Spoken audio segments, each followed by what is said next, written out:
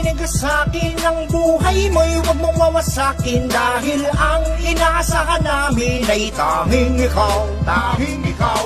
Bawat mata sa ating bayan ay bilang ang may pinag-aralan. Dahil ang maraming kabataan ay naliligaw, naliligaw. Nang isulat sa papel, ito ang unang kabanata. Ang hangad ko ay magsilbing aral to sa mga bata nang hindi maging kawawa, inang nahihirapan, amang nagtatrabaho sa gitna ng kasikatan ng araw, halos maubos ang pawis sa kakakayod upang ang pag-aaral mo ay kanyang maitaguyod. Di iniinda ang pagod kahit nalatang lata, damit ng iyong ama sa pawis ay basang-basa.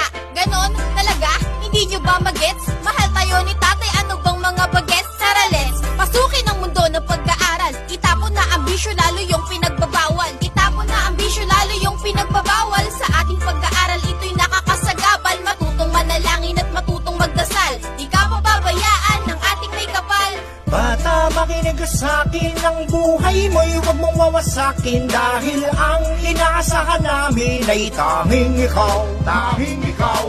Bawat mata sa ating bayan ay bilang ang may pinag-aralan. Dahil ang maraming kabataan ay naliligaw, naliligaw. Mahirap ang maging mahirap sa Pilipinas, kaya dapat magsikap upang may magandang bukas at di na makaranas ng mga pagkagipit.